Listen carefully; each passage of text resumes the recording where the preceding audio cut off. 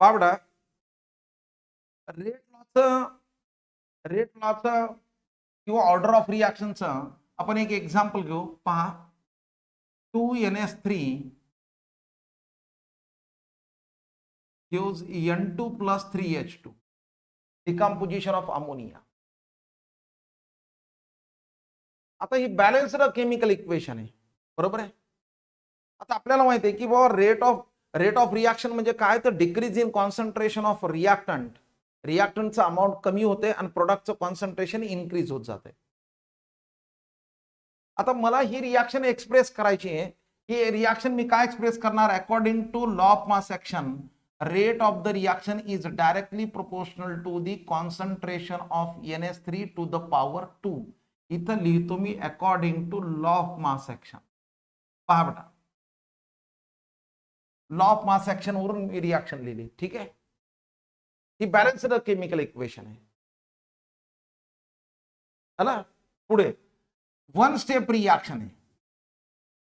One step reaction आहे means it is a unimolecular it is a elementary reaction. एका step मध्ये reaction जी आहे ती एलिमेंटरी रिॲक्शन, ते लक्षात ठेवावं लागणार आपल्याला. एलिमेंटरी काय, ठीक आहे. दुसरा number second, what is the molecularity of reaction. Molecularity of reaction कोणती आहे, बाय मॉलिक्युलर आहे.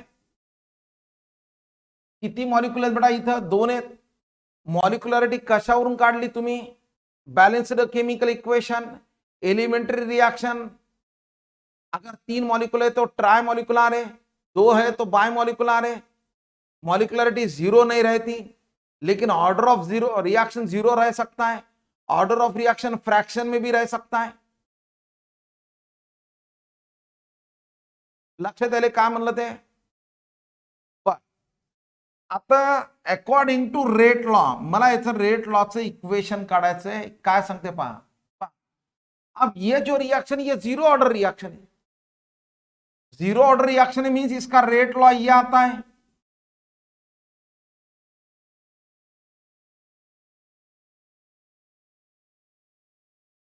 झालं क्लियर. इथं ये हुआ रेट लॉ, ये हुआ एक्सपेरिमेंटल इक्वेशन.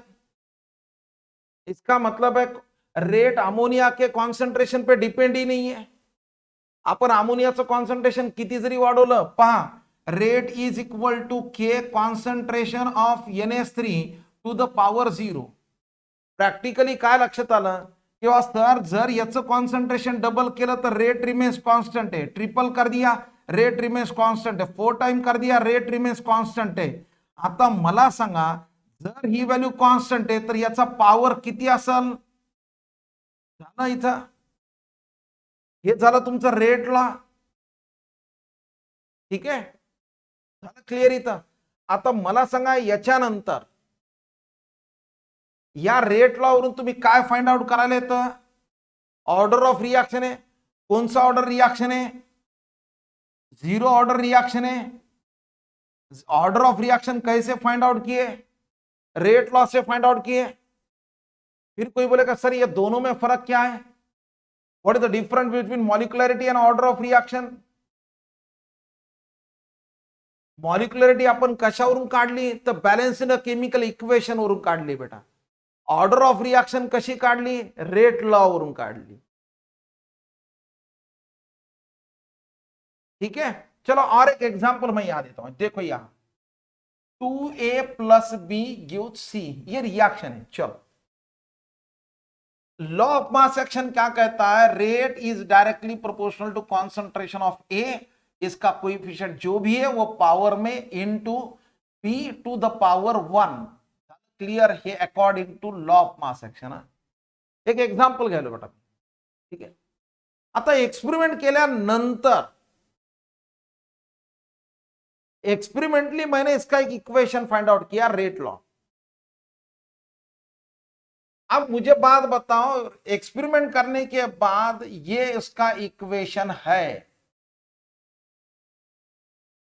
फॉर एग्जाम्पल, मग मला सांगा, हे झालं तुमचं रेट लॉ बेटा या रिएक्शनचा. मग या रिएक्शनची स्पीड कोणावर डिपेंड आहे बेटा, concentration of both the reactant है या एक रिएक्टेंट पे डिपेंड है? एक ही रिएक्टेंट पे डिपेंड है। कौन सा रिएक्टेंट है? बी पे डिपेंड है। अगर बी पे डिपेंड है इसका मतलब है बी का कॉन्सेंट्रेशन डबल कर दिया तो रेट भी डबल होने वाला है। झालं बेटा इथं क्लिअर? हे झालं तुमचं रेट लॉ, हा झाला रेट इक्वेशन। बर मला सांगा, आता तुम्हाला जर मी विचारलं what is the order of reaction, order of reaction काय येणार? Order of reaction first order येणार आहे sum of the powers of concentration, दोघांची ऍडिशन केली।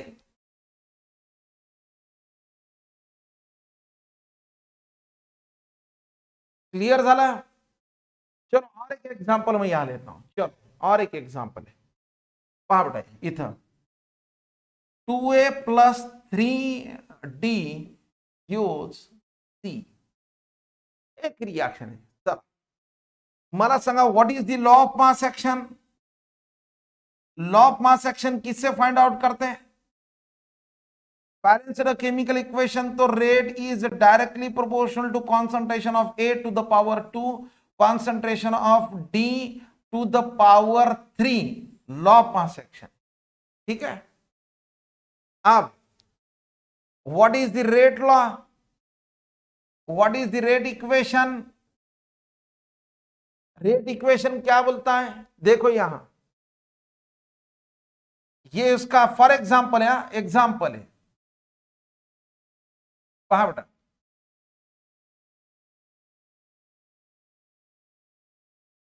आता मला सांगा रेट लॉ प्रमाणे याची ऑर्डर किती आहे?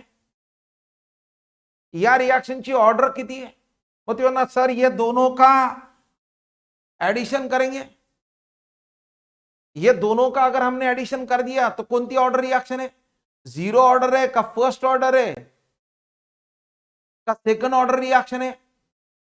सर ये तो सेकंड ऑर्डर रिएक्शन है। क्लियर है? लक्षात आलं का बेटा? काही प्रॉब्लेम याच्यात आता?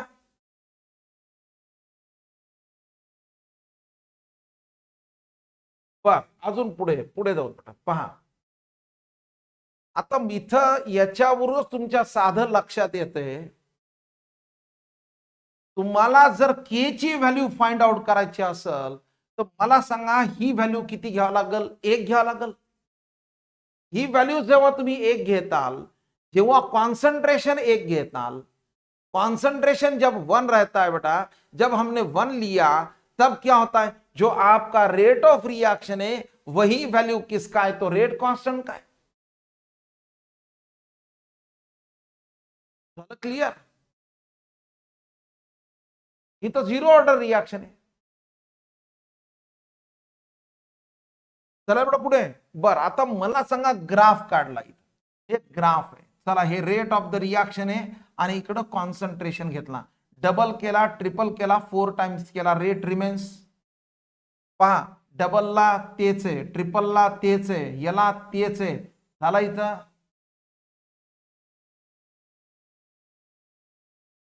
मग परीक्षेला असा जर ग्राफ आला तर तुम्ही काय म्हणणार? कोणती ऑर्डर रिएक्शन आहे? आता बसलं का बेटा डोक्यात? काही प्रॉब्लेम?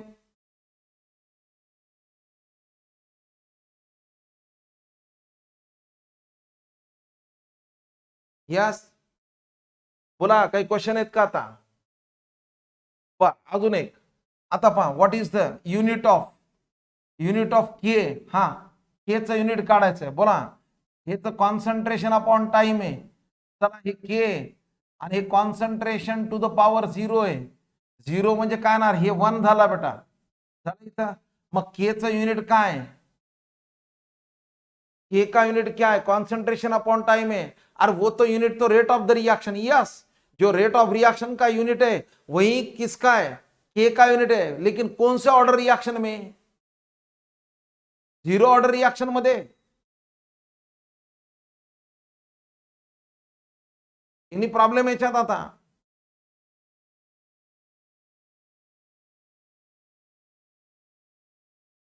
अरे बसलं का डोक्यात? चला बेटा पुढे. यस,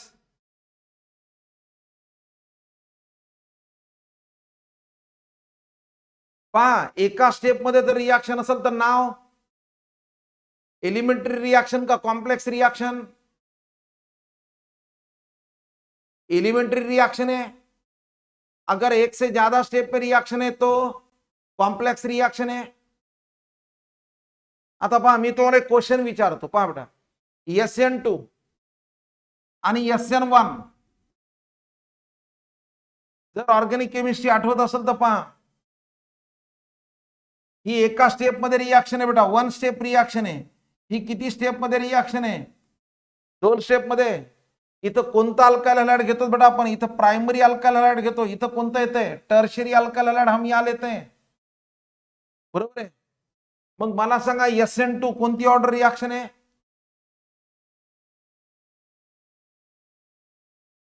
किंवा SN2 एलिमेंटरी रिएक्शन या कॉम्प्लेक्स रिएक्शन है? अरे सर वो तो एलिमेंटरी रिएक्शन है, एक स्टेप में रिएक्शन है. अच्छा मला तुम्ही सांगा त्या एका स्टेप मध्ये किती रिएक्टंट आहेत? मिथाइल ब्रोमाइड प्लस KOH आहे. झालं इथं. बर, एका स्टेप मध्ये. आता पहा नीट लक्ष द्या.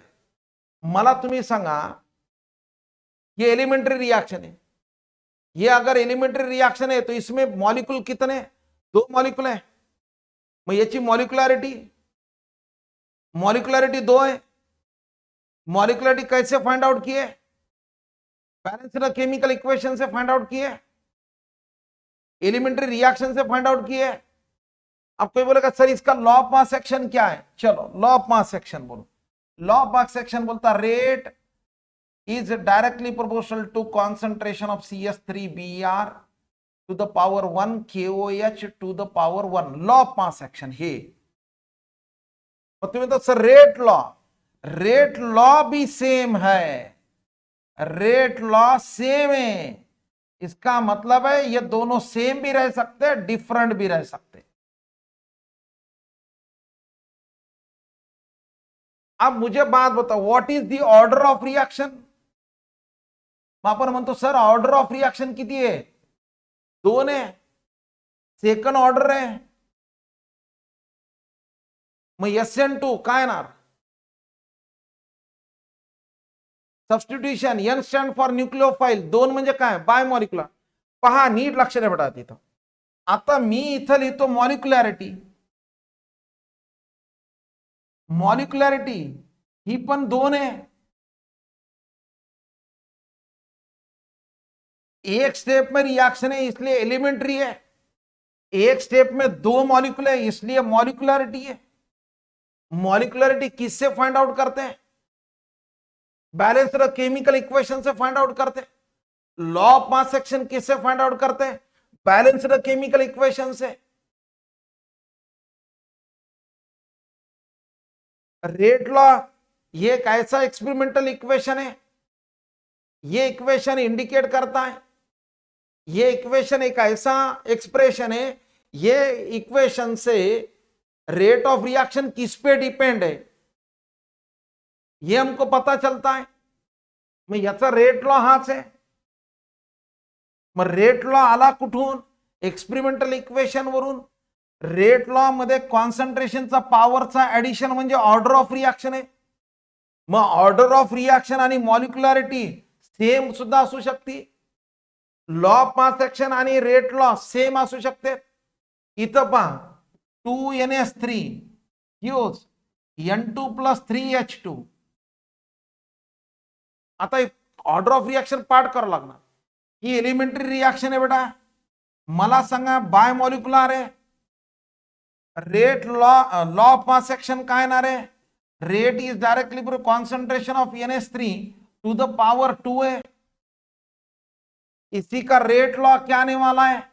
Rate law is equal to K concentration of NH3 to the power 0.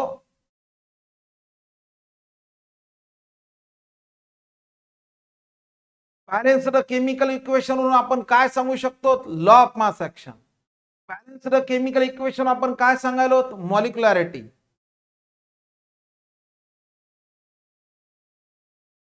त्याच्यानंतर ऑर्डर ऑफ रिएक्शन जर फाइंड आउट करायची तर आपल्याला रेट लॉ पाहिजे, ते पाठ केल्याशिवाय पर्याय नाही. मग लक्षात ठेवावं लागतं, अरे ही रिॲक्शन 0 ऑर्डर आहे, मग याचा पॉवर किती करणार, तो 0. क्लिअर आहे का नाही आलं डोक्यात? आलं का नाही आलं मला तेवढं सांगा. आता मी भरपूर सांगायचा प्रयत्न केला. सगळे तुमचे एलिमेंटरी रिॲक्शनचे एक्झाम्पल घ्यायला बेटा मी सध्या, सगळे total elementary रिॲक्शनचे example.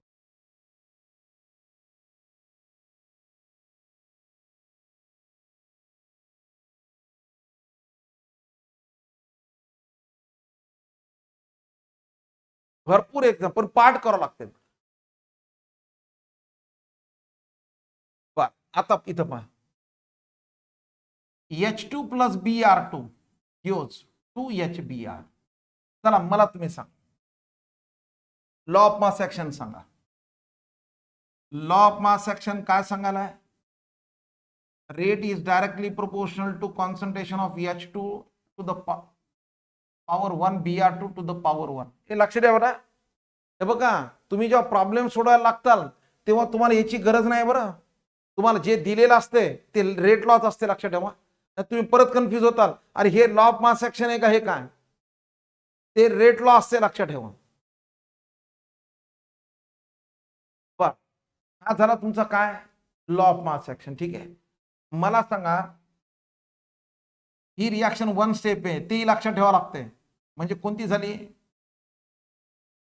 Elementary reaction आहे. चला मॉलिक्युलॅरिटी किती,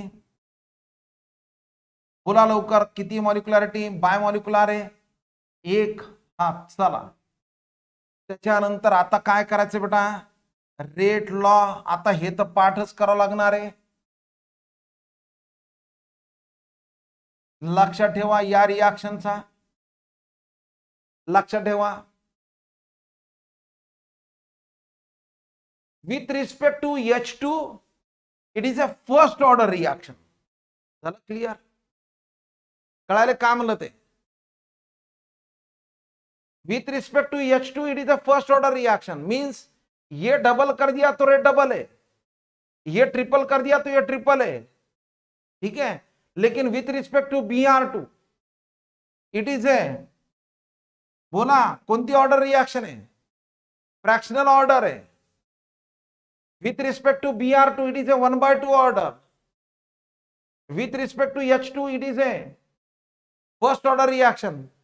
then what is the order of reaction, बोलो ऑर्डर ऑफ रिएक्शन क्या है इसका, याची ऑर्डर ऑफ रिएक्शन काय असेल, sum of the powers of, हा किती येणार आहे, म्हणजे इथं काय आलं, दोघांची ऍडिशन केली 1.5 आलं, म्हणजे फ्रॅक्शनल ऑर्डर रिएक्शन आहे. पाठ करा लागते हे, याला पर्याय नाही. मग लक्षात ठेवायचं, H2 plus Br2 gives 2HBr आहे, याची गरजच नाही आपल्याला कधी येणार बेटा.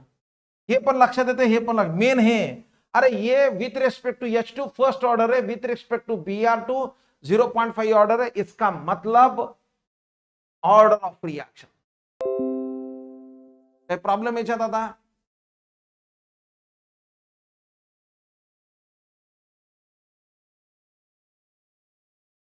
त्याला पर्यायच नाही बेटा. कोणी पण, मला सुद्धा हे पाठ करावं लागणार आहे बेटा, कारण हे आलाय कुठून, एक्सपेरिमेंटल इक्वेशन आहे ना, म्हणून प्रॉब्लेम आहे.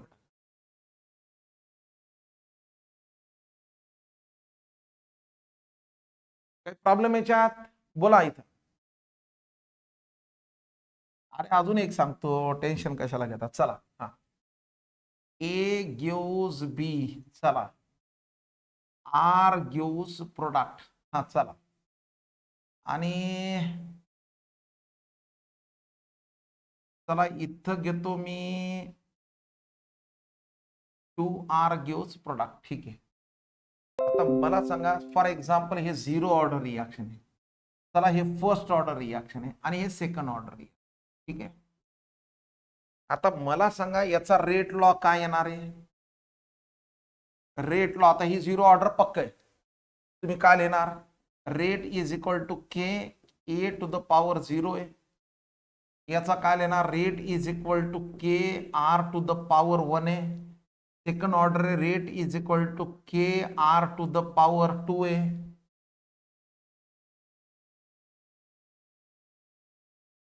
चला एक एक्झाम्पल दे रहा, ठीक आहे. आता मला सांगा इथं पुढे युनिट ऑफ के, केचं युनिट, याचं कॉन्सन्ट्रेशन अपॉन टाइम आहे. हे के, हे तर कॉन्सन्ट्रेशन टू द पॉवर 0 म्हणजे हे गेलाय आलं, हे तर 1 आहे म्हणजे concentration upon time K into 1 आहे. म्हणजे जे केचं युनिट आहे, जे रेट ऑफ रिएक्शन का यूनिट है वही के का है. यहां ये हुआ concentration upon time, K into ये कॉन्सेंट्रेशन टू द पावर 1 है. Concentration concentration get cancel, means K is equal to time inverse. चला आता याचं युनिट काय, concentration upon time is equal to K power 2 आहे. म्हणजे कॉन्सेंट्रेशन इंटू कॉन्सेंट्रेशन आहे. Concentration concentration get cancel, म्हणजे के is equal to काय येणार, 1 अपॉन कॉन्सेंट्रेशन इंटू टाइम आहे.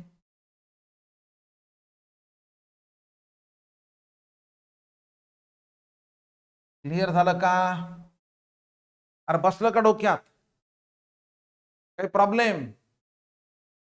यस बोला लवकर.